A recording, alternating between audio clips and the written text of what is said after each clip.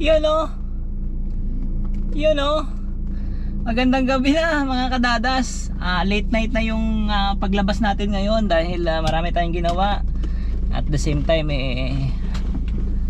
kailangan nating matulog ng maayos at makapagpahinga ng maayos Yung may gising baka walang gising yan, delikado yan. So ngayon, update sa ating incentives, sa ating 25 bookings. Ayun, good news guys. At na-reach na natin kagabi yung ating 25 bookings, which is Friday and Saturday ng morning. So ngayon kasi ay Saturday ng evening. At well, napakaganda ng blessings ni God dahil maganda yung biyahe ko kagabi. At the same time, syempre masaya tayo. Na-reach na natin yung 25 bookings. Ayan, pakita ko sa inyo mga kadadas. Uy. Ayan ang ating apps. Kita ba? Ayun, masyadong maliwanag. So dim light natin ng konti. Ayan, puti pa. Yun. So punta tayo dyan sa earnings. Kita ba? Ayan, tutok pa natin.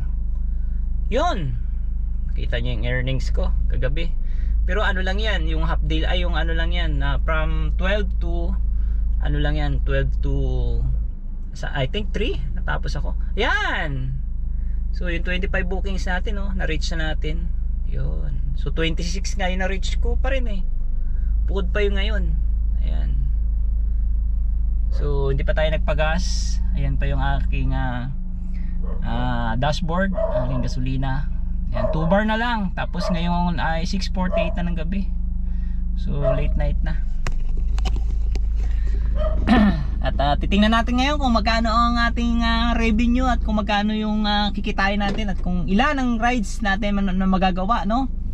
So update ko kayo mamaya if ever na anong mangyari ngayon at maganda ba ang bookings ni Grab Airport or ni Grab Express ngayong gabi. Ayan. So mag selfie verification muna ako. Ayan.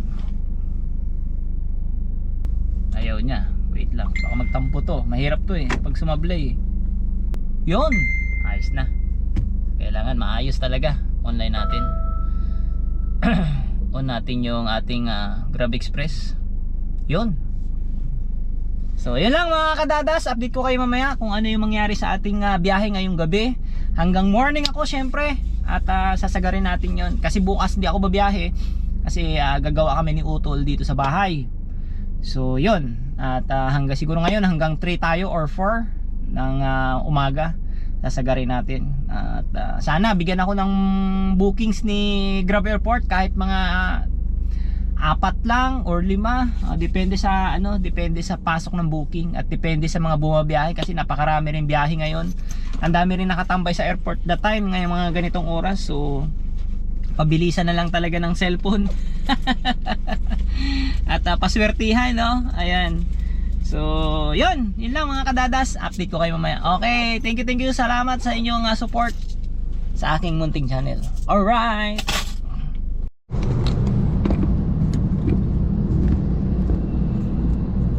So yun, good morning na mga kadadas, mga kagulong. At maganda. Well, maganda ang booking natin for today's Saturday and Sunday morning. Ayan, alas 4 ng oras na. Ayan, alas 4:13 na. At nandito na tayo sa vicinity ng Cavite. Ayun, for today's update, for today's vlog, ayun nga, sabi ko na sa inyo kanina na na-reach out na natin yung ating 25 bookings for 1 week dito sa ating Grab Airport. At the same time, na-reach out na natin kahapon pa. So for today's update, tayo ay naka 5 booking guys, 5 booking this morning from alas 12 hanggang anong oras to, yung last ko ay 2:23. Ayun, may drain up tayo sa Antipolo as usual. Ayun, tapos kaninang gabi, yung bago ako umalis sa bahay pagdating ko ng airport, so nakadalawa tayo, so which is naka 7 bookings tayo. Ayun, at maganda pa rin yung kinita kahit pa paano, maganda. At puro cash yung pagpasok ng alas 12 hanggang last time na nakuha ko kanina yung 2:23 ng umaga this morning, puro cash. So maganda siya. So yun lang mga kadadas, mga kagulong, update dito sa ating ginagawang vlog dito sa ating Grab Airport. At the same time, maraming salamat pa rin doon sa mga nakasupport sa ating dyan, ng mga kapwa nating vlogger, kapwa content creator, at the same time yung mga organic na viewers na nanonood, no? Yun, maraming salamat. Hanggang sa muli nating pagkikita. Good night and God bless. Thank you all.